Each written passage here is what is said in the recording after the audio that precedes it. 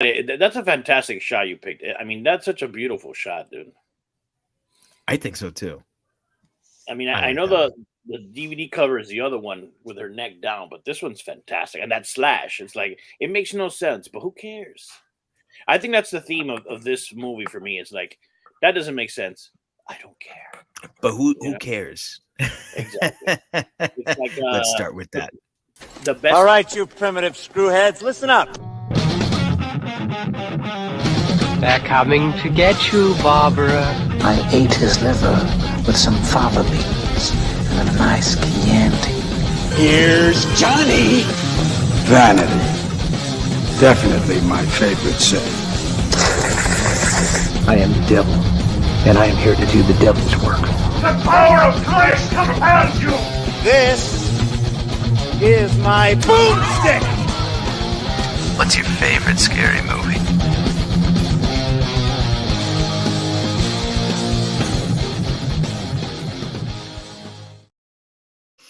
Good evening and welcome to Shiver, a horror movie podcast. I am your host, David, and as you can tell, Daniel's not here today, but with us is a friend of the show, longtime friend of the show, previous guest host, and filmmaker extraordinaire. We've got Ralph Diaz Wagner. Welcome, Ralph. Thank you. It's good to be back. It's good to have you back. And it's good to have someone who's actually a fan of not just Dario Argento, but giallos. But I know Argento is a guy who resonates with you. So as we begin talking about the movie that we're talking about today, which is Tenebrae, in our background section, which we're going to call Ciao Giallo, it's going to be a lot of me doing really bad Italian accents. So prepare yourselves for it now. So in a section we're calling Ciao Giallo, we're talking about Tenebrae, right? So this movie comes out in 1982. This is as like the giallo movie is on the decline, but the slasher is on the rise. How do you feel about this movie? Not just as a horror movie or as a movie in general, but as an Argento movie, Ralph? Well, this happens to be my favorite Argento movie and my favorite giallo. I Mhm, like the fact that giallos are so stylized. I think that's mhm. something we're going to get into a lot tonight. Is we said that doesn't make sense, and I don't care. But it damn it looks good, and I think Yeah. that's what I like about it. Where some of the American slashers, to me, are very clunky or ugly or just it's a lot of gore, but there's not visually there's nothing there. Mhm. You know, I really like this film. I think the pacing is fantastic.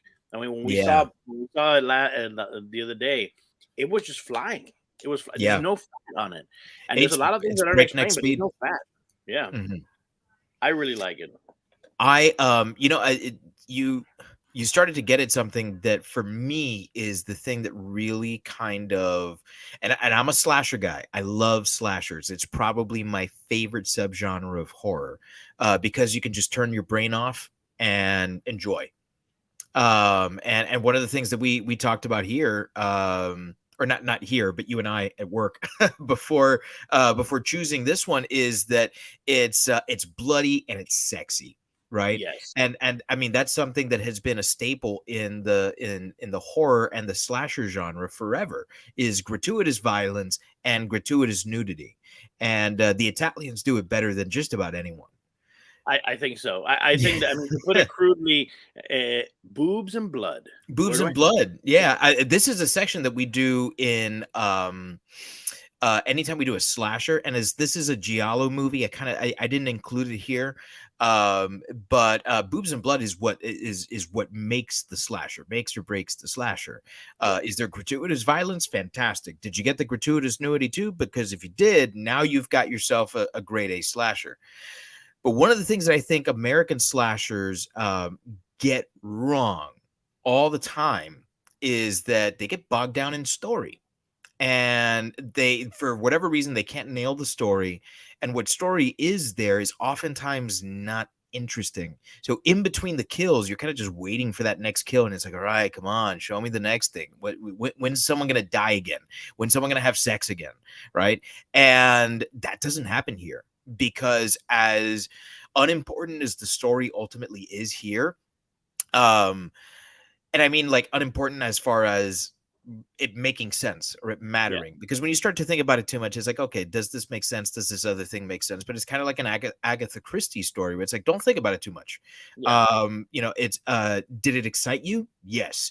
And did it keep you interested in what was going on from scene to scene? Yeah. And I think that that's something this movie does really well, is it moves at such an incredible pace that it doesn't allow you to stop and think about the complete unrealism of this story. But I don't feel like giallos need to be realistic. I feel like they exist in this weird fever dream where it's like, does this make sense? No, but neither do your nightmares. And that's what a lot of these giallos feel like. And I think Europeans get that right, because French horror movies are very similar. British horror movies, like the Hammer stuff, you know, it's very similar. It feels very nightmarish. I don't know how. I agree, and I think it's, for some reason, we as Americans, I think, pick and choose our suspension of disbelief.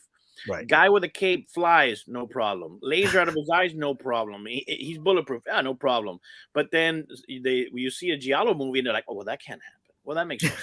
Well, what do you mean? You know? Yeah. Or even like Mission Impossible, little Tom Cruise is going to hold on to the side of that plane as it takes off. Sure. But, you know, there are certain movies where I think you just have to do that. And I think the Europeans are better at that. I think, unfortunately, in American cinema, we've gotten to the point where, and it especially affects science fiction. Is it realistic? How can we explain it? And I think that in other countries, even South America, you don't have to explain it. You know, how are we time traveling? It's a box. How does that work? You open the box. It does. That's all you need. It's like, hey, you open the box, and then boom. You know. So, well, we're starting to get into the second category, which we're calling thriller fiction, which is story, right? So this story, just like every other giallo, is like stuffed with lots of twists and turns. But when you kind of boil it down, it's very simple. Yes, American writer goes to promote his book in Italy, in Rome, and murders inspired by his writing take place. That's very simple when you break it down that way, and that's really what this movie is about. So, what does the story do for you? Like, does the story work for you? Yeah. It's very realistic. It gives us, you know, why is this American in Rome? Well, there it is. Why is there another American in Rome, his agent? Well, he's promoting the book, you know, and then we sprinkle it with Italians. I think it works. It's enough story to get us going and push us into like more than midway. I think that's more than enough. And then are you trying to figure it out? I personally never try to figure out any movies, whether it's thrillers or any. I sit back and I just want to enjoy it. I want to take it in. I don't try to figure it out, or where are they taking me? I don't want to take the bait. I just sit back. I'm a voyeur, which is another aspect, I think, of giallos that maybe that's why I like it, because it's kind of like you're always a voyeur, and especially with Argento, that his hands are always the killer. Like he always said that he has to play the killer because only he knows what's inside the killer's mind, which is like, I mean, he definitely, if he wasn't a filmmaker, I could see how he could possibly be a serial killer. And he's a creepy looking dude too. Yes, very. Yeah. Some of these filmmakers, they look like very normal. You know, like have you ever seen Toby Hooper? He looks like a normal dude. Yeah. Wes Craven looks like your uncle. You know. Yeah. Yeah. But Mario Bava looks very normal. He's a very normal. Lucio Fulci too is another guy. Is like, he just looks like a dude, but Argento looks like a guy you don't want to fuck with. Yeah, yeah. That guy looks. Yeah, exactly. I'm kind of with you. I think that there's just enough story, just enough background for the story to work. And one of the things that I guess you can nitpick is like, why is this American? You know, because there was always, you know, the one American or the one British actor that was used to sell the movie abroad internationally, right? Outside of Italy. You know, he did this in Deep Red with David Hemmings. He did it in Suspiria with shit, I can't remember her name now. But the American actress who, you know, was the star of the movie. There was always that one, Jennifer Connelly in Shit Phenomena, you know? So it makes sense why it happens here in the same way that it makes sense in Suspiria. I think he does a really good job of shoehorning in just enough logic so that you're not like, you know, why is Arnold Schwarzenegger Hercules and why is he in New York? And like, it doesn't make any sense, you know, but it's like, there's enough here. There's just enough for me to say, all right, I'll bite. And then and then as the story plays out, it kind of does make sense, really. This was one that I hadn't seen in a while. And I remember talking with you about it because we bring up giallos, I don't know, once every like 3 months or so. And it's usually Argento and Bava that come up. But this is one where I remember agreeing with you because it had been so long. I'm like, yeah, the story doesn't really make an awful lot of sense. And I think after watching it this second time, I think it makes more sense to me. I think the bulk of it up to midway, really, I would say 2/3 of the movie makes sense. It's the ending where, and it's the very, very end that kind of goes out the rails. So I think that's why, like I said, it's my favorite Argento movie. And I admit the ending makes no sense, but I still love it. I don't care. I don't care. Well, And I think so much of it still works. I think, like I said, most of it or more. I think it works enough because we're given that that background of whether it was a boarding school or whatever it was, where you know, there's this like weird sexual history with this girl, and then she dies, whether by his hands or someone else's hands, you know, and he's haunted by this. And it kind of, when you start thinking of like the bigger picture here, when Bertie, I think is the talk show host, is talking about like human perversion and how that has informed the writing of Tenebrae. Like, okay, well, this kind of makes sense. He's got this trauma in his past, and he's used it to write these books, and these killings have kind of like awoken something in him. You know, whatever that trauma was that he suppressed has bubbled up to the surface now, and he's thinking about these things now. To me, that made sense. And I also really do feel like they do a really good job of hiding who this killer is. Yes. Because there's times where you think it might be him, you know, and then when you find out that it is that TV talk show guy, it's like, oh, okay, well, yeah, that kind of makes sense too. But then when the killings continue afterwards, it's like, oh shit, at what point did the killings become him? And that's where I think some of it starts to lose a little bit of steam, but it's also, I think, where it becomes most interesting. Because if you do stop and think about it, sure, you can start to be like, okay, who's the killer in what scene here? But then also it's like, okay, but that's really interesting. And that's not even the point of the movie, because the point of the movie is to excite you. And I think that the movie gives us lots of situations and lots of scenarios where when we, you know, you get to really gruesome kills. Gruesome. And, you know, we were talking about this. There's really not a lot of death effects, not a lot of kill effects. It's a lot of gore in the aftermath. But when you do get the gore, I don't know if you finished watching after you and I watched together, but the scene where his ex Jane gets her hand chopped off with the axe. Yeah. Wow. I had totally forgotten how beautiful he paints that wall with blood. Yes, the spraying, and well, even when they slash the throats, that spray of blood, or this shot that's behind us, where the shirt opens and then the squirt in her face and on the wall. I mean, I think, and it's just blood, but it works. You don't need to go over the top special effects, or is it realistic? Or I think that works. It's just blood is very, you know, it works. We know what blood is. It's a powerful image, and it's one that moves people. I mean, it's one of the only things that I think can make people vomit. You know, and there's a lot of people that I know personally who the sight of blood makes them vomit. And like, there's very few things, like, you know, poop, maybe. Other vomit, you know, but like that blood is one of those things, like it's a visceral reaction that you have to it, and so you don't need that Tom Savini level special effect, because then I think it might actually push this movie into like a realistic realm, where here it kind of exists in this like nightmare situation where everything is kind of hazy, everything's kind of foggy. But when you start seeing those really realistic effects, one that I always go back to is The Prowler, Joseph Zito. I think it's 1984, and actually no, it's 82, just like this one. And the thing is that the effects are so real that you're like, that fucker died. Yeah. I mean, I don't know what he signed off, who got the insurance money, but that motherfucker died. Because that's how good Tom Savini is at this stuff. Yeah. And you don't get that here, right? You don't get like a Carlo Rambaldi level special effects, but you are getting effectiveness. And I really like that because it really does help tell the story for me. Is there a favorite kill that you have? Oh, wow.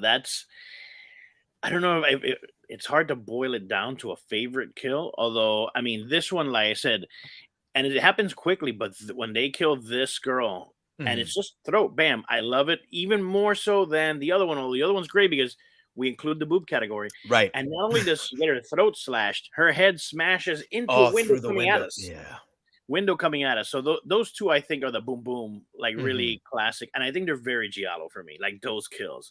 Yeah, I also like when John Saxon gets stabbed. Yeah, because it comes out of nowhere. Yes, and his face is like, what? Like he really surprised. And I think that the knife, the fact that to me the knife does not look realistic, I like it even more. Right. I like it even more. I don't know. For some things, I'm a sucker for some movies. I'm very like forgiving, and this is one of those where they can do no wrong. It's like your favorite kid. I mean, I only have one, and I'm an only child, but I know that people who have multiple, there has to be a favorite. So it's like this Argento can do no wrong. And then there's other directors that I'm nitpicky in the opening credits. This son of a bitch, like I'm very overcritical of Steven Spielberg, even though I say he's overrated. People think, I mean, he's not talented, and he's not. He's one of the top 10 American directors of all time. I just think he's overrated, and then I criticize him because he does the cardinal sin for me, which is I'm trying to get into this world. Don't tell me it's a movie. Where the old masters like Hitchcock would do all these techniques, but he would never bring you out of it.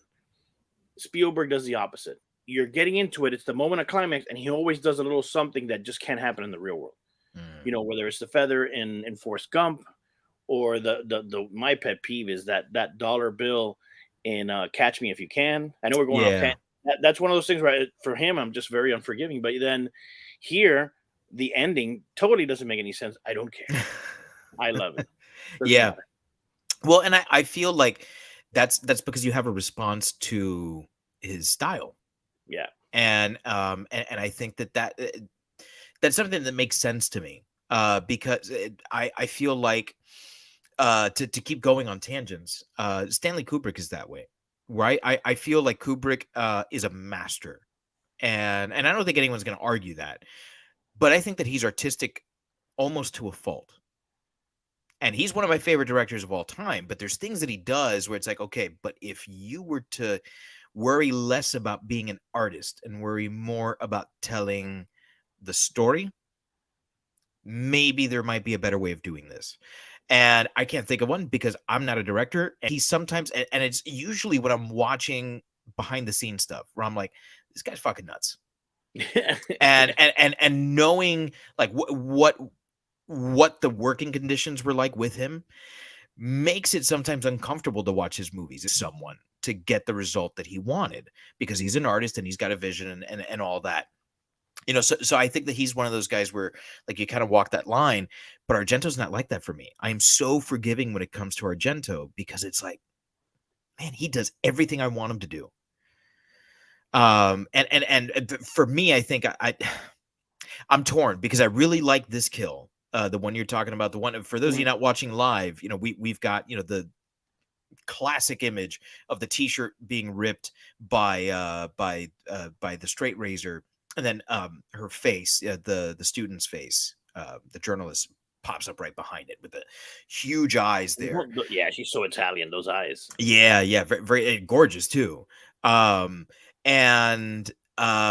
would be between that one and the very first kill that we see where he's like so aggressively shoving the pages from the book into her mouth. Yes. Man, I had forgotten how absolutely aggressive that You scene pointed that is. out, that it's like, hey man, he's not holding back, and it's Argento's Yeah. hands, and he's really Right. shoving. You could see her reaction, like in her eyes, like he's really putting those pages. Yeah, in. she's gagging on it. Yeah. You know, and for me, I was like, wow, like that was and of course, you know, in Europe, it's the 80s. You know, they don't have the regulations that we have here in the States, because I'm pretty Oh, sure no. that shit wouldn't have flied here even in the Oh, no. 80s. But you know, he's like, hey, I'm gonna shove paper down your throat, and it's gonna be only a little bit sexy, but a lot bit violent. And she was like, you know, sure, you know, see. Yeah, now Go, you can't yeah, get it. You can't get away with that here now. Even when it no, comes, even nudity. yeah, Again, I mean, actresses that that are just gotten into the business and have no nudity clause, or Game of Thrones. mhm, The first season of Game of Thrones was all about the nudity, and yeah, already towards, like, I think it was season 2 or 3, the character who played Emily Clark, I think, yeah, Khaleesi, mhm. had a clause where it's like, no, I'm not going to do nudity, and it's like, And you know, you know, I don't care if it sounds you know, barbaric or anything like that, but that's half the reason why people were watching the show, was the nudity, men and women, yes, because you were seeing dicks flying all over the place, yep, and you were seeing boobies flying all over the place, yep. and it was exciting, because for the first time, I think in a long time, there was something on TV that felt adult, and it felt Well, visceral. well, because unfortunately, you go to the movies, and the movies have become PG. I Mhm. mean, I challenge you to start thinking off the top of your head 10 movies where there's a sex scene or nudity in the movies, as opposed to on TV. There's more nudity and more sex on TV Mhm. than in the movies. Yeah. HBO, I mean, White Lotus has Mhm. more sex, but you see a movie now, and there's no sex in it. Where in the 80s, I mean, it's almost comical. I mean, there's always a sex No, scene. it's yeah, and it is gratuitous. Oh, big time. And personally, I don't necessarily like gratuitous nudity. I like it to be tasteful. But when I'm watching a movie like this, it doesn't bother me. I feel like if I were watching a movie today and it was gratuitous, I might be like, nah, I don't know. You know, but I guess because of the nostalgia of these movies, for me, it almost feels like, damn, there wasn't not even one booby here. What's And I think what's Europeans going do on it here? differently. I mean, even in this movie, like where she doesn't have to be naked and it's Mhm. gratuitous, two roommates, whether they're male or female, I guess female is more Yeah. apropos or whatever, you're not going to be dressed. One of my biggest pet peeves in And it is American movies is, suggested that they're occasional well, lovers. too, yes. Yeah, that's, Mhm. yeah. One of my pet peeves is after a sex scene when the actress has to cover herself up with sheets. Maybe it's a Miami thing, but I'm walking to the fridge, Naked. a la Yeah. mode. Yes, Mhm. who gets, I mean, you're already naked. I don't understand it. I don't like that that unrealisticness in it. Yeah. I like, if for myself in any in movies I do, I always like a casual nudity, but then when it's a sex scene, you don't need nudity at all. Yeah. The sound sells it more, and I've Mhm. told, I tell people, watch porn and then put it on mute, Mhm. and you'd be surprised how much the sound plays into it. Yeah. Or don't look at it, but listen to it, Mhm. and I can guarantee you the sound's going to get you more than the visuals. And what I like here is that it's just, and Europeans do it. Someone happens to be walking around naked, okay, no problem. There's Yeah. no, where Americans, I don't know, it really is gratuitous, like the way Mhm. they pose and stuff like that. It's just Yeah. where this one, the girl in the towel, we were laughing and she's still not dry, but I mean, and there's one boob out, but it looks realistic.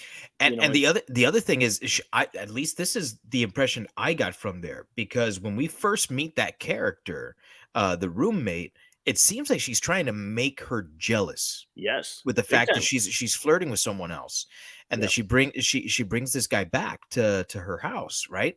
Um, and then she appears naked and like purposely lets her boob fall out. You know, She like says it, yeah, she's you don't have to rub it in my face. Yeah. yeah, you know, she is trying to get a rise out of this girl here. So Yeah. like I don't really, I take it back. I don't know that it's gratuitous at all. Yeah. And I don't think, and I think for younger audiences watching this now, I don't think they realize how much of a big deal in '82 that these women, it's even suggested that they're Mhm. bi at the most. I mean, because I think they Right. both have, but even that's a big deal. Mhm. Like now it's kind of like, oh yeah, casual, whatever. But that was a big deal in '82. It's like, whoa, especially to Yeah. American audiences. I think they must have been like, what's going on here? Yeah. So Three's Company is about the most that you had at that yeah, point. right. So, we talked a little bit about story. We're getting into character pieces. So, in a section we're going to call slashers and slashies, is there anyone or two or three or however many you want to talk about characters in here that do stick out, whether it's for good reasons or bad reasons, as someone that's like, man, that's a memorable character? I love the agent. And it has to be with John Saxon, He's where the he's man. trying to be more sleazy than he really is. He comes Yeah. across like he's doing his job and he's a nice guy. He doesn't, as opposed to like Jeremy Piven Mhm. in Entourage, he's Yeah. slimy. But Mhm. then, oh, that's a nice freeze. I'm like, hey, see, look, it's an Italian. Oh, there, I'm back.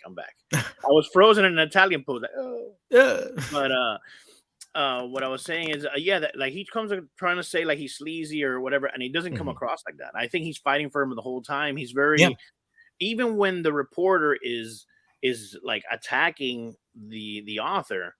Nowadays, they would just get him out of the room. But Mhm. he's like, why don't you do a one-on-one and stuff like that? I mean, I just like his character. He's always selling, always Yeah. selling. And that great line the cop tells him, the 10% line, when there's bodies, how do you deal with that 10% or something like that? That's Yeah. the character that stands out to me as the Italian cop. He And is so Italian and so yeah, that's like what I was gonna say. He's stylized. so Italian.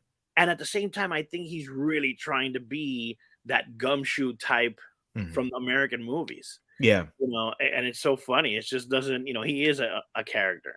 I think those are the two that really stand out to me. So I'm gonna talk about some different ones here. Daria Nicolodi as Anne, his assistant. But she's kind of like, she's very touchy feely too. So She's I don't know. she's He very is more than touchy he is. feely, and then like there's a line there where they've been working together for 6 years. It Mhm, didn't work out with his ex because I think she suspected that there was something between them. mhm, And this is the other thing I love about Argento is it's a lot of suggestion. He mhm. doesn't just say anything. It's like, you make of it what you make of it, and Yep, if you make nothing of it, then just enjoy the boob and the blood, and you're fine, yep. right? But she's one who, I mean, and obviously they were together for many many years, but she's one that pops up in just about every single one of his movies, and she always plays a very very different character. And she's very Italian, and there's an attractiveness to her. Like I wouldn't call her beautiful, Mhm. but there's something about her almost in like a Jamie Lee Curtis way, where it's like, I wouldn't describe you as beautiful. If someone asked me to show them a picture of a beautiful woman, that would not be the person that I put up there, but there is something alluring about her. And so like I get it when there's this sexual tension between them. I'm like, yeah, there might be sexual tension, I would hope, between her and me too, you know? And she plays that and the thing is, I couldn't remember if she was the killer. And when I was watching the movie, I Mhm. was like, is it her? Hang on a second. Was she involved? And I couldn't remember. And so I like that. I like that I couldn't remember because the way that she played the role, it was almost a little suggestive of her and maybe even Gianni being involved in what was going on. So I really like her. Anytime I see her, I'm like, oh man, it's always nice to see Daria Nicolodi. And the other person that I'm gonna talk about is Anthony Franciosa as Peter Neal. I know Yeah. it's really easy to talk about the star, but Mhm. man, he does a really good job because one of the things that you and I pointed out when we were watching is just like the spaghetti westerns of the 60s and the 70s, every actor recorded their lines in their native language, which in this case would be Italian. I don't know how fluent um, Franciosa is in Italian, but he acted off of these guys really, really well. Yeah, I think Nickelodeon is the only one who's actually speaking English. Yeah, I think the other ones are speaking Italian, or sometimes they say a word or two, but yeah, and to me, it was like I bought him as this intellectual author who really would be in Rome promoting his book. Everything from, and he's got that like clean cut look to him. So it's easy to sell it, I think. But also the way he carries himself, he's in corduroy, the corduroy yeah, sport he's a little coat. pompous, but in a realistic way for a writer back then. Writers were kings in '82. Yeah. I mean, think of Stephen King in '82. Yeah, Imagine that, which is, I think that he's supposed to be someone like that. That he's an American author who's an international star, so he would be like that kind of celebrity. yeah, Which doesn't exist anymore, really. And no, it really doesn't. These authors, all they're doing these days, and I hate to sound like that guy, but really what they're doing is they're trying not even to write a good novel, but to create a good series so that they can sell it for a movie series. Yeah. And I think back in the 80s, probably through the 90s, that was the last time that authors really were looking to write good fiction, where it wasn't like, this is the next installment of this series. It was, here is a great novel. Read it, enjoy it, and I'm going to start work on another one that's not related to this at all in a couple of months, and that'll be out next year. And he does a really like you said, he feels pompous just a little bit, just enough, because like he can hang with the TV show host who's talking about all of these psychological concepts, and he's like, well, actually let's dive into this because it's a little deeper than that. He plays him as smart, but he also comes off as like just a little sleazy.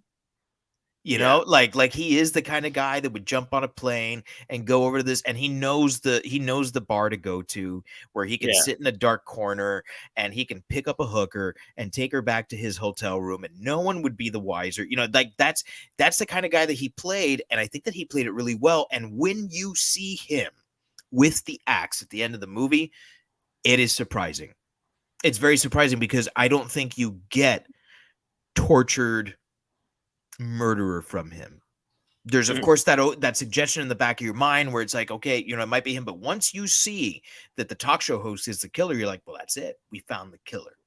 So it's not just a great twist in the story, but I think it's also a great twist with the character too, and he plays it really well, I think. You have to bring a certain level of, and this isn't the right word, cheese, but melodrama. Yeah, you can't do it straight drama. You have to give it a little kind of, and he does that. He does, and sometimes B-movie actors are better. I mean, give me Eric Roberts all day long. Oh yeah. Some of these other thespians are like, oh, just whatever. Dude. You need certain roles need a little bit of cheese on it. A little. You got to smell the role. I think that's you're more of a horror guy than I am, but I think that's my problem when American movies, the budgets get too big. They're too clean. They're too polished. Everything is too polished. I need horror to be kind of, it's got to be low budget. It's got to have a certain level of cheese. And I don't know how to say that without it seeming like cheese being negative. Here it's a positive. But it has to be a little clunky, a little campy. Yeah. Like some movies are just too clean. American movies are just, I can't buy into it. Yeah. Or even like a TV series, like anything on the WB, it's like, it looks like an Abercrombie commercial. What town is it? Everyone's good looking. Where you see a British, any British drama, and it's fantastic because even the lead has crooked teeth, or one guy's bald. They look like real people. They look like people. Yeah, and I think that's something that, because the Europeans are such artists, and they look at film. I mean, obviously they need to make money because the movie needs to finance the next movie. But I think that generally, and you as a filmmaker can comment on this, a lot of the Europeans, and as much the Italians as the French and the British, like, they just want to make a movie.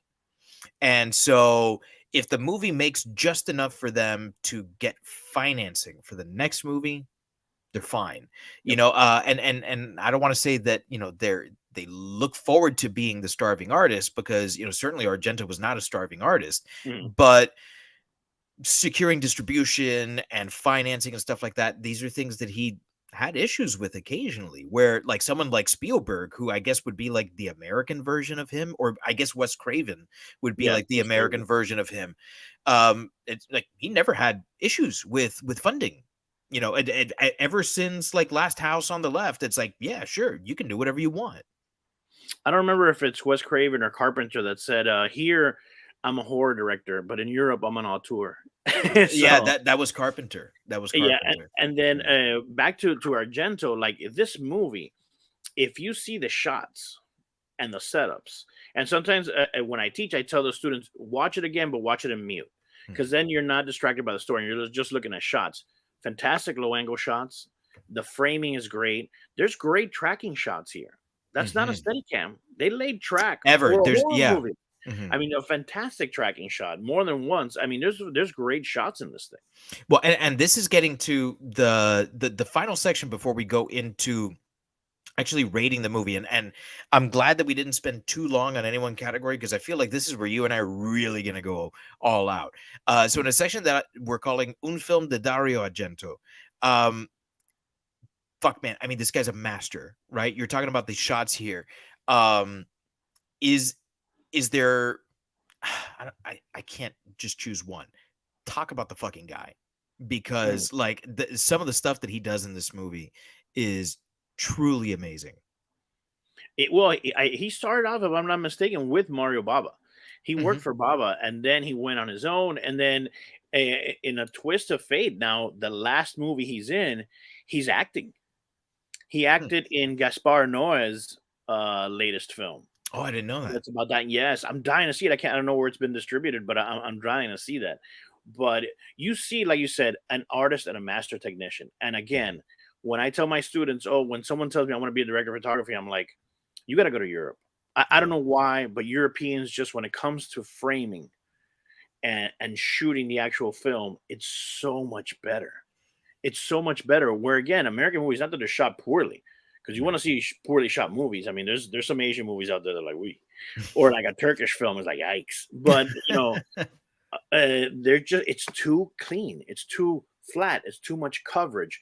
Where, like I said, here there's a conversation between the cop and Peter Neal, right? The author. Yeah. And it's just these low angles, but it's not like a low angle like, you know, horror, but it's just a little bit askew and over here. And it's just, the framing is just beautiful, and everything that's in the frame is there for a reason, which is, again, when you teach to the kids, you try to tell them that, because that's the telltale sign of an amateur is just, why am I here? Why are there two guys talking in front of a white wall? You know, but in European movies and in this movie, everything is just, it's beautifully framed, man. Even like even in a crazy scene, like when the Doberman chases that girl. Yeah. It's fantastic. Again, it's a great tracking shot. And then we were even joking, oh, what Doberman does that? But they frame it in a way where the Doberman really jumps over the fence. Yeah. He must have trained him to do that, because it's no trick. He does it. And then we're back into, because you shot it that way, it is believable because it's real. The Doberman really jumped the fence. So now, why is he chasing her? I don't know. Maybe she had a biscuit in her shorts. I don't know why that dog is chasing her, but yeah, she was coming home from the butcher or something. Or when she slams that gigantic sliding glass door, you can tell it's a 1970s heavy ass door, not like now that you can do it with a pinky. Yeah. And she gets them right in the hand, and the razor falls. I mean, it's great. I love the POV stuff too, and that's all. Yeah. That's very Argento. Even the cutting of the grass, or just the kills. I mean, every kill is him. I love the POV of it. I mean, it's a signature movie. You know, you're watching an Argento movie. And that's one of those things where I don't think that, I mean, and the giallos get credit for inspiring a lot of those slashers of the late 70s and the early 80s here in the States, but I feel like Argento himself doesn't get enough credit in the mainstream. I feel like if you dive enough into horror and looking at the history of horror, you're gonna land on it. Like, okay, Bird with the Crystal Plumage is one of those that like every horror guy in the 70s watched. And so John Carpenter saw it, Bob Clark saw it, all these guys saw these movies and they were like, yeah, let's do that shit, but let's make it American because that's where we are, right? And you don't really hear a lot of people talking about Argento as the guy who like did the POV thing, because he did. Oftentimes you hear, John Carpenter, you don't even go back to the Bob Clarks of Black Christmas. And this is, not Tenebrae, but Bird with the Crystal Plumages before. And there's fantastic wide shots in Bird with a Crystal Plumage. That one I remember. There's again, the framing's fantastic, but then it's wides, and then there's one scene. There's a chase in a street that's fantastic too. Yeah. So it's not like he's a one-trick pony where it's always POV, but there's always a little bit of everything there. I mean, it's great. To me, one of the things that is really typical of Argento and something that maybe he mastered here is something I pointed out to you when we were watching together, is how much camera movement there is. The camera is frantic. It's chaotic. It's almost never standing still. It's always in the middle of the action. So even if it's not one of those like crazy POV shots where it's the killer, actually performing the kill, it still puts you in the action in such a way, like it feels very voyeuristic, like you were saying. It makes you a voyeur. And to me, that's such an effective way of getting me into this thing so that it does feel like that night. And maybe this is one of the things that the Americans get wrong. Maybe that's why it doesn't feel so nightmare, because everything is so beautiful and so perfect and picturesque. But in a nightmare, I'm the one experiencing these things. So in something like the scene in the garden of Birdie's house, where there's not really a lot happening, but the camera's constantly tracking from here to there, moving over here, moving over there. And this is one of those things that, had it been on a steady cam, it would have been so fluid and it wouldn't have felt human. It would have felt like a camera going from here to there, not like line of sight. And it's a lot of camera movement, yet it doesn't distract. Right. Which something that brings to mind is Fincher, that he's the master of that. And there's a great video online where it says how Fincher kidnaps your eyes. And what he does is, when the person moves, the camera moves. And sometimes it's just like, if I do that, a subtlety, the camera just tilts a little bit and that's it. But definitely when they're moving, the camera's moving. And when the person stops, it stops. And then it starts again. And there's one shot in Zodiac where I see that, and the casual movie goer will be like, "Oh, that's cool," but I just think, my God, how many takes did that take? Where Robert Downey walks in, jumps on a chair that had in an office, like boom, like this, that has wheels, and just rolls and stops. But it's kind of it's a tilt down pan, and it's like, whoa, to hit your mark. I mean, you're rolling. He must have hit so many different takes, although Fincher is famous for multiple takes. That's why he always uses digital blood, because they're gonna do 20 something takes, right? Where I think Argento here is more, let's plan this right, because we got 2 or 3 takes at most, because we're gonna split this wall with real blood. And then Enzo, the PA, is gonna have to clean that, and we have to wait for it to dry. So and that's the other thing, is that the Italians, the Europeans in general, like, they're all about unions. When it's time to break and we're having coffee now, you don't fuck with the coffee time. So if we're in the middle of a fucking take, I stop operating the camera and I go back there and I'm having my coffee and my cigarette, and fuck you and fuck your mother. And lunch is an hour. And it's funny how different countries have different things like that. For instance, in the Dominican Republic, 6-day weeks is the norm. Which here it's like 5 days and then a 6. All right, it counts as overtime. Over there, oh no, they're cool with 6, but over there you got to give them 3 meals, not 2. Where here it's 2 meals, because it's like, you give them a breakfast 6 hours, you give them a lunch 6 hours, and then if it's third meal, it's because it's overtime. In the Dominican Republic, it's like, no, we're getting our frijoles in the third meal. We're wrapping them. Yeah, we'll take long and we'll do 6 days, but you're gonna give us frijoles that third time. That's really interesting. But here those are the little subtle differences. Well, Mexico, people think of Mexico as, oh, let's go to shoot in Mexico, it's cheaper. Their unions are so strong until recently. And by recently, I think it's less than a decade, or maybe 15 years at most. There were only, correct me if I'm wrong, 8 to 12 DPs in all of Mexico. Wow. That was it, and it was locked. And until somebody dies, you can't have a new DP. And it was the big three, Cuarón, Iñárritu, and Del Toro, who said, no, this can't be. We have to, And I think what they did was they almost doubled it, so it's like 20. And it's like, really? Mexico is a big place, man. And there's 20 DP. And like, imagine if you're a camera guy, what you got to wait for one of these old guys to die. You're almost doing a voodoo doll of a chivo, so he dies, so you can take his spot. So in other countries, those unions are not, and France is famous for that, where there's always some sort of strike. Yeah. Sometimes you're not even striking, and you strike with them.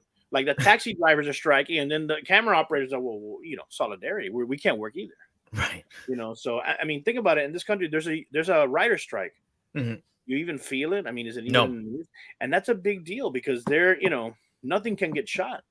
One of my students was saying, "Oh, Stranger Things had to stop shooting." I'm like, "Yeah, dude, the writers on strike. You can't work. It's a big deal." The number of reality shows we have now was because of that writer strike. Because of the 2006 or 2007 writer strike, something like that. That they realized, hey, you know what? It's cheaper. Let's just do reality. Yeah. And it's funny because the writers will strike. Usually they're the ones who have to strike. SAG is very rare. DGA maybe. The one union that never strikes is IATSE. And I remember saying that the other day. Remember, I don't know if you were there. Am I frozen? Can you hear me? Your video's frozen, but I can hear you. Okay. IATSE never strikes, and IATSE is everybody else. And that's the cameramen, the grips, and for some reason it doesn't even get close. Like if there's a deadline, you can't do anything without them, because at least without writers, you can still technically do reality TV. You could kind of play around with it, or no, we already had this before, or whatever, or even go to scab writers. But IATSE strikes, and you're out of gas because that's everybody. Right. I mean, that's freaking the costumers, the grips. So whenever they say there's a line in the sand, it doesn't even come close to like 2 days to the deadline. They'll settle and they'll give them whatever they want. But the writers, unfortunately, in the world of film, is the bottom of the barrel. I mean, Jack Warner famously said, "I wish we could keep him locked up and just feed him under the door and then tell him, all right, give me the script and I'll give you food," like stuff like that.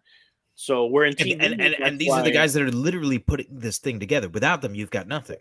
But in TV, the writer is God because he's the creator of the show and he's a showrunner mainly. So, but I'm still a movie guy at heart. So yeah, and I think I always will be too. And I love TV. Like right now, we're watching Yellow Jackets, which is like kind of sort of horror. Yeah, there you are. There's your Yellow Jackets is the thing where it's like a flashback and there's like a plane crash and they might have eaten each other or something. Yeah. Right. Yeah. And it's very much Lord of the Flies, but instead of it being an all boys prep school, it's a girls soccer team in the 90s. Can you imagine that? Yeah. Can you imagine the viciousness of teenage girls and their soccer players? And that's what the show's about, and it's fantastic. And there is like a horror angle to it. So I like stuff like that. But I'm really a film guy. I like being able to invest, like something like this, like a Tenebrae, an hour and 40 minutes, done. Well, that's another thing that these movies, there was a time where the 90-minute movie was king, and there's something about that. It's almost like Edgar Allan Poe that he preferred short stories because he wants you reading it in one sitting. He doesn't want you to go away and come back. And now, for I don't know why, all movies are so long. Yeah. I mean, the new Flash is how long? 2 hours and 40 minutes. I mean, it's a superhero movie. Come on. Yeah, I thought his power was to be fast. Yes, obviously. Can't he get to the end of the movie a little faster? Yeah, like editors are not, we're Scorsese. I've been working with the Scorsese movies that I'm introducing, and a lot of them are long, but there's no fat there. Schumacher like really trims it out. And I was talking to a friend of mine who's an editor that Wolf of Wall Street, it's 2 hours plus. It's a long one. And supposedly there's a courtroom scene that got cut. That's really long. That's fantastic. But it's just like, where do you fit it in? Yeah. Well, that's kind of how I felt about the Batman, and the Batman's long. The Batman is 3 hours. But what do you cut from this movie? I haven't been able to see it again. I haven't attempted because I know it's 3 and it's, and I loved it. I love that movie, but where would I cut? I think there's too much Catwoman. I mean, gun to my head, I have to cut 20 minutes of this movie. you got to trim a little bit of Catwoman, you got to trim a little bit of Penguin, little things like that. But yeah, there's so much, and it's the origin, so you have to, No, I love that movie. I think that is the perfect marriage of realism with comic book. I think Christopher Nolan's a great filmmaker, and I'm a Batman fan. To me, those movies, as good as they are not Batman. No, I'm never in it's Gotham. not, and it's not Gotham. It's Chicago. Yeah, or Pittsburgh or whatever it is. And then the original Batmans are very comic book.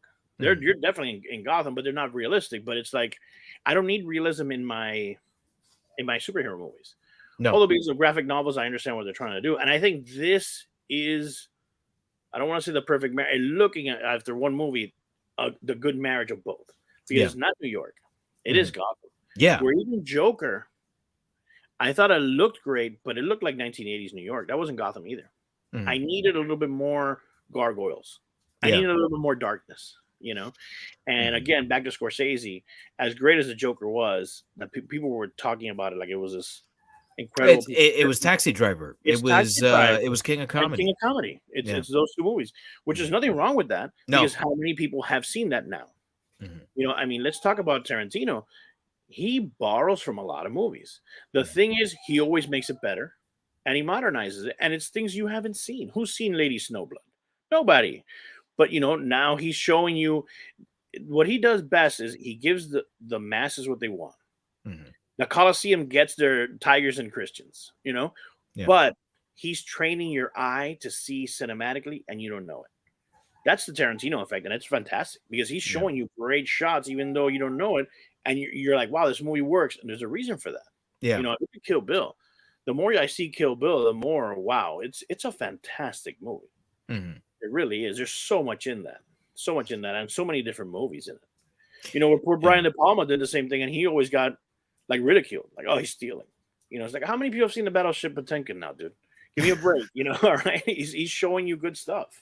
Well, I feel to bring it back to Argento, I feel like a lot of, and I mentioned this earlier, there's a lot of the American slasher directors, your Wes Cravens, your Sean Cunninghams, these guys who drew from the well of Argento. And when they give their interviews, not that they didn't give credit to him, but they weren't asked like what influenced this. But you can draw that line. It's like Bird with the Crystal Plumage is 1970, right? 1974, we get Black Christmas. Wow, it's that old? Wow, I don't remember. Yeah, but it's like, okay, so this would have just come out in the States at that time because it took a year or two for something to come over at that time. You're going to tell me Bob Clark didn't see The Bird with the Crystal Plumage? Oh, for sure. You're going to tell me that a Deep Red that comes out in 1975 doesn't influence Halloween in 1978? And then what really boggles my mind is that when you look up this movie, Tenebrae, it's classified as a slasher movie by almost every website. And I think it has to do with the fact that it was released in 1982, which, like, 1981 is historically, that's the year that everyone calls the year of the slasher, because 1981 is when we get Friday the 13th Part 2. That's when we get Halloween Part 2. We get movies like The Prowler. We get movies like My Bloody Valentine. Like, these all come out in 81 and 82, like that summer. That's the only thing that marks this as a slasher, because I don't think he does anything different here than what he did in literally every other movie that came before it, except for Suspiria. I think also in mainstream type things, they don't know what giallo is. So it's like, oh, it's an Italian slasher movie. How many people know what giallo is? That's I mean, not giallo really wrong, I guess. Books that were called giallo. I mean, so. And I guess it's not wrong. I would call them Italian slashers. Like, did you ever see Torso? Wait, do I have that? I have no. It's a graphic novel I bought called Torso. No, I haven't seen the movie Torso. Torso. So Torso. That's 1973. Sergio Martino. This is classic Italian giallo, and fuck if it's not one of the best slashers I've ever seen, but it's not a slasher. And yet, if you look at it and you put it next to a giallo movie, any other giallo movie, it's like, Mm. no, it's a giallo. But then you put it next to a slasher, any slasher. Happy Birthday to Me. April Fool's Day, whatever. Oh, I love April Fool's Day. I love April Fool's Day too. And that final girl is one of my favorites. I can't remember her name right now, but she plays Ginny in Friday the 13th Part 2. And she manages to be like smart and pretty at the same time without making it like a thing, because that was like a whole thing in the 80s. Like you couldn't be smart and pretty, right? Because like you either had to be who was this Beale from Flashdance. Oh, yes. What is her name? I can't remember. It was Beals, right? Yeah. Yeah, so Beals, or you had to be like Molly Ringwald, right? Because like you could be smart and funny, but you couldn't be sexy. If you were sexy, then now you got thrown to the other end of the spectrum and you were something else. And she kind of manages to do both those things. So so I kind of like that one. But Torso is one of those where it's like classic Italian giallo, also classic non-American slasher. Like you decide what it is. And so like it kind of bugs me a little bit that this thing isn't given credit, like Tenebrae isn't given credit for what it really is, which is just classic giallo. Like this is just after Suspiria and Inferno, which is the sequel to Suspiria. This is just Argento coming back to form. Yeah. This is just him being Argento. And I think my favorite Argento shot in any movie is in this one, where to go back to this murder, the one that we have behind us, for those of you that are watching live, there's that moment where the camera comes out of the window and we start seeing it pan all the way up this like hyper realistic. That I asked, is it a set or is that just like a modern building? It was like a modern building, contemporary to the 80s. The style, I guess, because I'm not really too much into architecture, but I think it's new brutalistic is the architectural style. And it's panning throughout this, and it was like a minute, man. Yeah. Where the camera, there's a lot of movement. It never stops moving, and it tracks the roommate throughout the house before that murder. It's fantastic. It's really good. It's really well shot. It's really well planned. I remember we said it, that it's a minute. It's 30 seconds of nothing. Yeah. It's not even her. It's 30 seconds of concrete. Yeah. Like, and tile and yet because of Goblin's music, right? And this is another thing where I and I didn't set up music. It's like its own thing here, but like he worked with Goblin all the time. And so he brought them back in for this. And it's like, man, the fucking score in this movie, it sounds like an Argento movie. Like Argento movies have a sound to them, Yeah, you looked it up and we said, remember, is it Goblin? And Goblin had broken up and they got the band back together a la Blues Brothers for this movie. Yeah. And I could see it, like, I don't know if it was amicable or what, but you could see rockers pissed off at each other and split up. But Dario Argento calls and they're like, oh, well, yeah. No, Argento called. Yeah, we got to get together. Yeah, I know. Oh, man, yeah. All right, so is there anything else you wanted to mention about the movie that we haven't talked about? Something like maybe out of left field that I don't know if we really dive into the fact that the ending, the writer is the killer, and then he commits suicide with a razor, which is like, woof. And like I said, man, it's probably the last 5 minutes, if not even. I mean, everything else is just you're on this ride, and it kind of works, and that just doesn't make any sense. The suicide is a bluff. Is it? Yeah, the suicide's a bluff. It's a fake razor. When the police officer Germani goes in to check something out.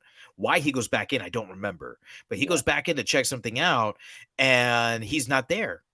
Peter Neal's not there, and he picks up the razor blade, and the razor blade is a fake, and it's got like the blood that squirts out from it. And there's another fantastic shot where like he comes up from picking up the razor blade, and the camera's fixed on him. and he bends down to look at, or that's what it is. He bends down to pick up the razor blade, and when he bends down, you see Peter Neal behind him. And he was like perfectly framed, behind Germani. You don't see him. And it's like, man, that's fucking brilliant. And it's so easy and it's so simple. And I think And that it's that's real. It's practical. He's really there, and they're yeah. just framing. Yeah, and that's the kind of thing that we're in a movie theater, and I so often we forget this, especially for younger viewers. Like, movies used to be seen only in movie theaters. That was the only place you could see it. And if you missed it that one time, you were like, "What the fuck? What did I miss?" And then you paid to watch the movie again and go see the whole damn thing again. There was no rewinding. There was no, oh, what was this? Let me pause so I can go make some more popcorn or whatever. Like, everything was about the experience in the moment. You were in the moment because it was, if not, you were going to miss it. That's one of those moments. And in horror, you have to be with a crowd. You have to jump with them and things like that. It worked. I think the only thing that comes close now is that these superhero movies, you have to see it in the big screen. I don't care what you have at home. You have to have the theater experience. To me, everything should be a theater experience. But, and like you're saying, like I remember telling kids, oh no, I saw, Return of the Jedi, 7 times in the theater. They're like, wow. It was the only way to see it. Once it was gone, that's it. It was gone. And then VHS was like, oh my God, now we get to see him again. And that's really, I think, when film analysis became everybody's game. Because before, that's where you had to go to film school. Yeah. Like when we're talking about Scorsese and the 70s guys and, Francis Ford Coppola and all these guys and George Lucas, they got to see movies we didn't get to see. And it was on reels. Bresson, Jean-Luc Godard, you didn't have access to that. I mean, even something like Casablanca in the early 80s, like, it was revivals and going to theater and seeing it again. It wasn't, hey, pop it in and let's see it. And now it's not even pop it in, it's digitally. Although and I'm sure you can attest to this, there's a lot of movies that we like are really obscure stuff that it's not that easy to get digitally. You gotta get the the Shout Factories or the Arrows or like bootleg stuff. That secondhand website that I saw. And what's weird is that Shout Factory and Arrow and Criterion and all this, they don't treat all releases the same way. Some of them are treated as like A-list releases. There's a number of things that I've bought on iTunes, and I've mostly stopped picking up physical media unless it's something that is only available physically. I just pick it up digital because, I mean, on iTunes, I have about 1,700 movies. I mean, can you imagine that many movies in a a cabinet or something? I mean, it's insane. And so I feel like it gives me more freedom in being able to explore more movies. And because there's sales all the time, so I'll pick something up for $5. I'll pick something up for $6-7, and they do release things. So there are things that I've picked up, and a lot of giallo movies. In fact, I've picked up because of Arrow putting things digitally, but they're A-list releases. It's not the double features that they throw out there like Scream Factory or Shout Factory, where it's a double feature.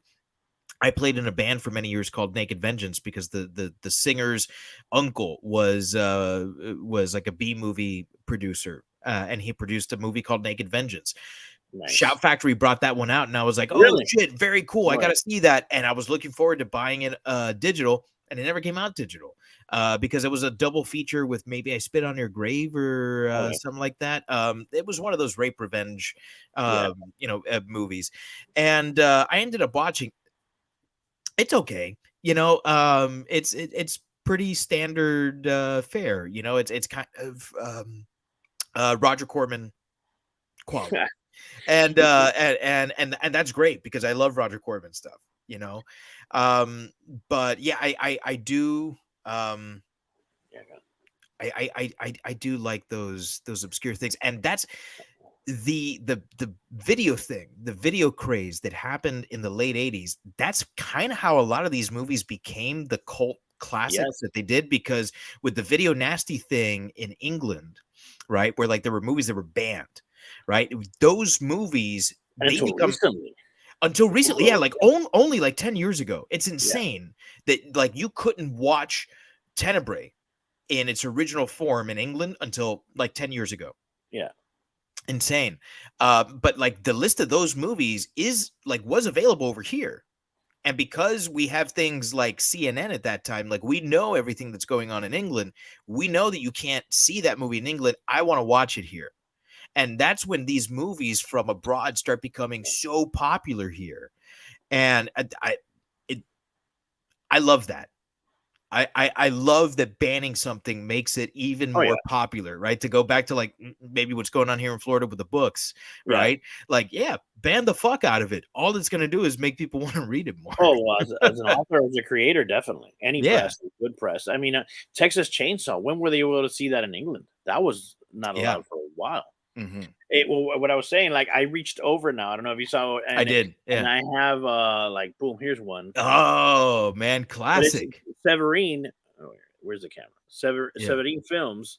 There it is. They do a little bit more obscure than Shout Factory. Look at this. Look at this dog. Look at this one. Ooh, the Beast in Heat. Yes. That looks trashy as fuck, and I love it. They have a lot of Nazi exploitation stuff. I mean, Kino Lorber's another one that does a lot of the more obscure ones. They're artsy, but they do everything. Kino. Yeah. And then this is Jean Rollin. I don't know if you know Jean Rollin. This one. Oh, you showed me this one when you picked it up. Yeah. And this is Redemption, which is distributed by Kino Lorber. There you go. Yeah. And Kino means film in German, kids. Yes, it does. Yeah. And I gotta touch it. I love the DVD feels. I wish they would give more the Criterion treatment. I love that it's Vampiros Lesbos, but man, I would like some extra stuff. And a lot of these are a bit bare bones. Kino is very bare bones. Like this Night of the Hunted, though, has a few interviews and stuff like that with the actual director. But for the most part, you're lucky you're getting the movie, and that's it. Yeah. So. There was one company, and I can't remember who it is right now. Maybe it is Scream Factory, that did a couple of Hammer horror releases years ago. I'm looking it up now. I don't know if it's them or Severin. I don't know. One of those two. Who is this? I just pulled it up on Amazon because I bought a bunch of them. No, it's a Sony Pictures. That can't be. Arrow does a lot of that too, because I think Arrow is British, if I'm not mistaken. Mill Creek Entertainment. That's who it was. Oh my god. Yeah. I don't know if they're still around. I don't know, because they stopped putting these things out. There were a number of these, and I was picking them up as they were coming out, and I've got, I don't know, maybe 10 or 12 different Hammer Studios Blu-ray. Do you? Here's the back of it, Mill Creek, and nice. Bam. Actually, I have one here.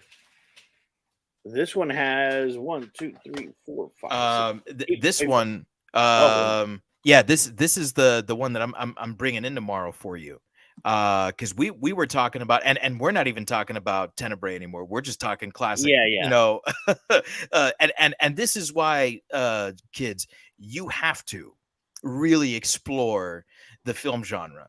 Because if you just watch your Friday the 13th, and I love Friday the 13th, but if you just watch the big studio stuff, you're going to miss out on a lot of amazing schlocky stuff. Yes. That is what college is all about. Really. And that's what's prime to be remade. Yeah. Casablanca does not have to be remade. No. So I can assure you, I look at these movies here, and there's so many that for one reason or another, usually budget, they couldn't pull it off. But you read it and you're like, wow, that's an incredible premise. And you watch it and you're like, but what happened? And there's there's like 3 movies that Tarantino in his book talks about that are in here. Yeah. He mentioned one and I was like, wait a second. I know that one. Well, we were talking about this one, this middle one here, The Legend of the 7 Golden Vampires. It was Hammer and the Shaw Brothers, for a super crossover with Kick Flicks, the other one on our network that goes into martial arts movies, which I think has morphed into Movie Bros. But it's like, that's the obscure shit that it's like, man, I miss the days where I would just sit with a fat blunt and just smoke myself stupid and watch these movies, because that's what this stuff was about, man. It was about just sitting back and enjoying it. And you could only do that thanks to the video craze that happened in the 80s. So as much as these movies are supposed to be an experience and stuff, you know, that you're supposed to have in the theater with an audience, I was born in 87. Yeah. There was no way I was experiencing this stuff in theaters. So stuff like this gives me an opportunity to do that again, but you have to go and explore this stuff and discover, like, don't just watch the things that someone tells you to watch on YouTube or on TikTok. You know, just because someone is talking about Barbarian at this moment, like, don't go watch it because they say that. Also, don't go watch it because it's fucking trash. I still haven't seen it because it's so many mixed reviews, and you hate it, so it's like, oh man. But I'm gonna have to do it. But there's so many movies on my list that one for that watch. I bought X. I don't know if it's here or in the other room, but that is so good. X is fantastic. I can't wait to see the new one that's coming out. Pearl. I mean, yeah. No, it's out. No, not Pearl, and not Pearl. The other, there's a new one coming out. Oh, a follow-up. Yeah. Yes, the third one in the trilogy. Mm-hmm. I mean, this Ty West guy, watch out for him because he's doing fantastic things. Yeah. Well, and this is that he's like now firing on all cylinders, because he was releasing movies like once every like 4 years. The Innkeepers is one that like is an absolute classic, like modern classic in the horror genre. He's he's the real deal. So before we get even more off track, yeah, we got to rate. We didn't rate. we have to rate this fucking movie, right? So so we spoke a little bit before, you and I, Ralph, and we decided that we were going to go with straight razors. Yes. Right. So out of a possible 5 straight razors, how many straight razors do you give Tenebrae? Ooh, that's tough. That's tough. That's kind of like as a teacher when you grade a paper and you're like, oh, that's 100. Yeah. And then you read the smart kid and it's like, oh shit, that's like a 110. That's 100. So, yeah. So my heart would say 5, but I have to be objective. I'm gonna go 4. Okay. 4 razor blades out of 5, because the ending is a little hokey. So I can't go a full 5, because then there's movies out there that are the full Monty. Well, but here's the thing: we only ever rate a movie against itself here. So, like, as much as I want to compare Tenebrae to Deep Red, I'm not going to do that. Okay. I'm only comparing it to itself, and I think for what it is, you can't do much better than this. Yeah. You know, you've got great scenes of murder, you've got sexy scenes, you've got a story that makes enough sense. There's a lot of kills too. It's very bloody. I don't know, it's like 5 or 6 kills in this movie. Yeah. And the thing is that this movie is not very long. We're talking about like 95 minutes. So in 95 minutes, these kills are spaced out really, really well. Actually, it's more than that. It's more than 5 kills. It's more, because it's the one of the beginning, the 2 girls, right? The agent, he chops off the hand of the other guy. What's the boy? Doesn't he get killed too? The boy gets killed, Gianni. That's 6. That's 6. That's 7. You got Altieri. Or Detective Altieri, the girl with the dog. You've got the detective, Germani, dies, and he dies. That's 10 kills. Yeah, Jesus 10. Christ, that was way off. Right, 10 kills. Yeah. I mean, that's 1 every 10 minutes. Yep. Well, that's the whole Corman rule. I mean, I actually had lunch with Roger Corman once. No shit. The nicest man. And he's an engineer. I mean, his degree is from Stanford. He's very smart. And he's very soft-spoken. And he's like, let me tell you the secret to my films. And he's like, something has to die in the first 5 minutes. You don't have to show me the monster, but something has to die. And then every 10 to 15 minutes, something has to happen. That's the formula. If you can do that, you got yourself a picture. And I agree with it. To me, you'll be surprised how many movies don't do that. Yes, and are actually boring. And it doesn't have to be even a drama, even a movie that's not an action movie, but something has to happen every 10 minutes. Whether it's a plot point, something, especially with a younger audience, they don't have the attention span. 10 minutes is a thing of the past. These guys have like a 2-minute attention span. But what I'd like to tell, not my students, because I would never say that to the students. But to the people that I mentor is every 10 minutes, either something blows up or someone's getting blown. You gotta Yeah. give me something, give me something, and that's You got to have a reason to keep watching. yes. I'll give you 10 minutes, but then after that, it's like, all right, we gotta, and especially something like you said, one of your favorite kills in this movie is the first one. Yeah. All right, you just buy yourself 10 minutes, 10, 15 minutes, but you got to keep showing me something. And then we see the two girls, boob, and it's like, oh, okay, hey, boom. It's almost like putting money into a meter or into like a phone back in the day. Yeah. Where it's like, please okay, deposit another, 10. 10 cents. Yeah. I got another. Wow, we're really aging ourselves. But yeah, I got another. I got another one. You remember the phone bank we had at Columbus? What? You remember the phone bank we had at Columbus in the A building? No, I don't remember. No. In the A building, like where I guess it meets the Moss building, so the easternmost side of the building, there was a phone bank, and we had like 5 different phones all lined up there. And I remember I got a cell phone, I don't know, maybe a month or 2 into my freshman year of high school. And it was specifically because I was staying after school for this club or for practice for this sport, or I had just gotten detention because I've had a beard since, I was like 12 years old. So I was being asked to shave all the time. I hear you. Every other day. Yeah. Every other day I was being asked to shave, and it was a detention for having to shave. And so I'd have to go to that phone, and I'd have to ask someone for a quarter so I could put it in and call my mom or call my dad and be like, hey, you're going to have to come pick me up in an hour because I got DT. Oh, no, I didn't have that. I senior year, I got a beeper.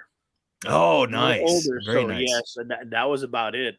Hey, I didn't get a phone into college. And then it was when it was really expensive. It was like emergency only. Yeah. And you had to be like, car blew up. Address, boom, and hang up. It was too expensive. It's funny that I remember a funny beeper story. Again, we're going totally off the rails on a tangent. Being a good Catholic schoolboy, I went out with this girl from Miami High on a Wednesday. Ooh, and it was, I think it was 1:30 in the morning. And there's no phone call. My mom was going bonkers, and my beeper was blowing up. And I got in probably like around close to 2. So she was already like checking the morgue. Yeah. And she went crazy and what happened? Blah, blah, blah, blah. Like a 10-minute tantrum, and then went to her room. And then my dad came out and, hey, what happened? And I was like, and I was about to start telling you what happened. Well, I was with this girl, and that's all I got. He said, oh, okay. And that was it. That was like, but it was like just the people blowing up. You weren't knocking over 7-Eleven? I'm not going to have to talk to the police tomorrow? No, okay. no. And there's nothing you can do. What are you going to do? Stop at 1:30 somewhere in like Biscayne back in the day? Yeah. Those public phones were being used by other people conducting business, and I wasn't going to interrupt them. No, you don't want that. You don't want any of that. So I'm going to give this movie a 5. Five straight razors out of 5 because it hits everything. It hits everything you want it to hit. It to me, would this be the first giallo that I would show someone when they asked, what's a giallo movie? No. I would probably show Deep Red, maybe Torso. Or Bird with the Crystal Plumage, just to like ease them into Bird it. with the Crystal Plumage. I mean, it's kind of the one that kick-started the whole thing, and then there's also Blood and Black Lace. There's it's a little older, but Baba stuff is a little old. I mean, I like Baba, but it is, older film. It is, but this is, I think, a perfect one. There's not one thing that I would say, man, you know what? I'd rather they hadn't done that, or I'd rather they do this, or I'd rather they do that. And when I start thinking, I'm like, is there anything I would change about this? No. Are there moments that stand out? Yeah. Fuck, this is as perfect a movie as this movie can get. Do I prefer Deep Red? Yeah. Do I prefer Suspiria? Yeah. But there's something about that. And Suspiria is not a giallo. I know that, but it is Argento, and I think the one Argento's movie that scares me the most is still Suspiria. That movie for me, man, it's amazing, and it came at the right point in my life when I saw it. But something about Tenebrae, it hits, and it just, man, I fucking love it. So if I'm doing my math correctly, that's 4.5 straight razors out of 5 for Tenebrae. Man, I'm not upset about that. I think, that's pretty great. So so Ralph, thank you so much for coming on, man. Thank you so much for sitting here and talking about film, because we were all over it today, but Yes. but when you and I get together, I mean, this is what we're talking about, Yeah. So so thank you so much. Is there anything you want to promote? I would. Well, first, I'd like to do it again, and maybe we should do Deep Red. Or you said you've done Bava and Argento, but you haven't done Fulci. Oof. No. I think challenge accepted. We have to find a Fulci movie. Yeah, and we haven't done Bava. I Oh, would really? love to do Bava, Okay. and we haven't done Martino either. So there's a couple of those Italian guys that I'd love to do some of their movies.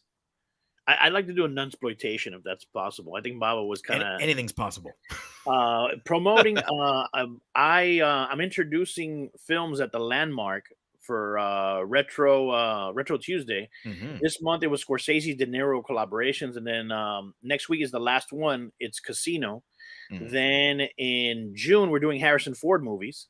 Oh, So we're gonna fantastic. do Air Force One, Blade Runner 2049, and I forgot which is the last one. Oh, and then the last one is the one he did with Anne Heche.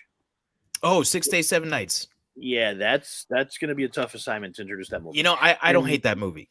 No, I know, but and then I Man, said, I'm "Why don't you go Witness?" And he's like, "We couldn't I get." say, why not Witness? Like that's a script that's taught in Yes. film school. Like, it's perfect, We couldn't do that. And then July is when it gets interesting. Then July is Or Christopher Nolan. shit, what's the other one? Mosquito Coast. Yes, if I you want to fucking love go, Mosquito Coast. obscure. Even Yeah. Air Force One is kind of, although again, we're gonna get off on tangent. I dislike John Leguizamo. I know. Yeah, we don't In agree Air on this. Force One, he gives the best line ever, and I love it. And it's coming from him, it works. Mhm. I don't know if you remember when is it Air Force One? Oh, did I get the movies confused? Wait. Oh, I might have gotten the movies confused. It's the one where this is Air Force One is not Steven Seagal. He's not in No. that one. It's Harrison No. Ford. You're probably There you thinking go. Under Siege. No, it's not Under Siege. It's a president one where Kurt Russell and Steven Seagal dies in the first 10 minutes. Executive Decision. There you go. Yeah. Best line, Kurt Russell shows up and he's in a tuxedo and they're the SEAL team. And John Yeah. Leguizamo's like, who's this guy? James Bond? But the only John Leguizamo line I like. But I really went off the rails there. But yes, Yeah. so Landmark Theaters in Coral Gables, it's switching to Wednesdays next month. Mhm. So Wednesdays at 7:00. June is Harrison Ford. July is Christopher Nolan. And Nolan, Yes. we're going with all the big guns. And then it ends with the premiere of Oppenheimer. So, which I'm trying Yeah. not to get really excited because I want to go in neutral, but man, it's like Christmas.